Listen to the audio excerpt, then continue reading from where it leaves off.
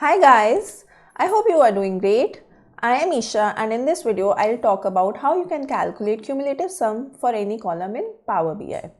One very common use case for such calculation is, say you have sales or maybe a profit figure for 10 years and now you have to calculate your growth chart for those 10 years. Then you will use cumulative sum calculation. Without further ado, let's see how we can do this. To explain how you can calculate cumulative sum of any column, I have created one table. Let's briefly understand this table first. So as you can see on my screen, first column is events table. It just lists out the details of events taking place. Second is the dates column, just tells you on which date what particular event is taking place.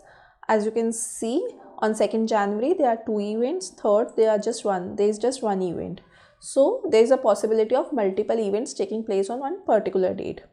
My next column is tickets sold and last is tickets available. Just tells you how many tickets are available, say 200 for this particular event on 2nd Jan and tickets sold were just 150. Now how I can calculate the cumulative count for this column or maybe this column also, tickets sold and tickets available. To understand that, let's first go to report view. I'll first insert table to have better clarity about my data. Let me drag it here. Let me take dates as one of the column. So dates are just random dates for the month of January. So I'll remove year, I'll remove quarter from hierarchy. Then I'll take my events column. I'll change it to count of events just to know how many events are taking place on which particular date. And next would be my tickets sold column. It gives you the sum of tickets sold. So on 2nd January there are a total of 340 tickets sold across 2 events. That is what this particular row is telling me. But now if I want to calculate cumulative sum for this column, I'll go to add a measure. Let me name this measure as cumulative number of tickets sold. I'll use calculate function for this. Now calculate function is asking for expression first. My expression would be sum of tickets sold. My first filter would be applying all function on events table. Why all? Because it will help you to remove or ignore any filter that might have been applied to the events table. So for that reason I am using this filter. My next filter would be my date column, which is events date. Here should be less than equal to max of events date.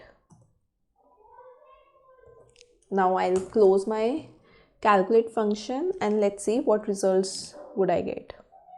I'll drag this measure here and now as you can see, on 2nd Jan 340 is the total count. On 3rd Jan 90 more tickets were sold and 340 plus 90 gives me result of 430 and again 430 plus 530 gives me a count of 960 and likewise I am getting correct results for each and every row.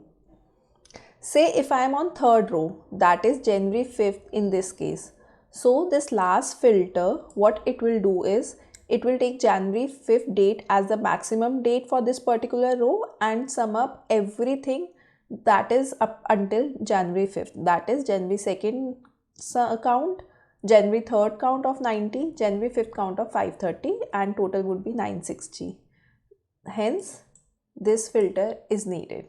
Similarly, we can calculate cumulative sum for tickets available column also. Let's quickly do that.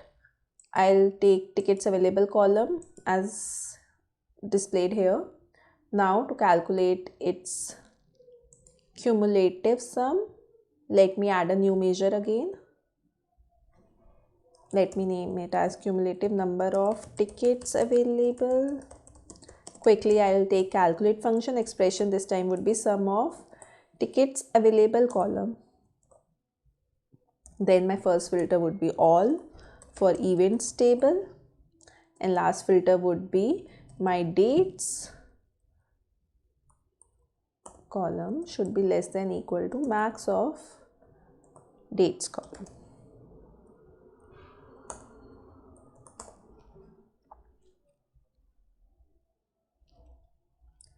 Let me drag it to my table, and as you can see, now 490 is my count for January 2nd, and for January 3rd it is 490 plus 190, which is 680. So I'm getting my correct results.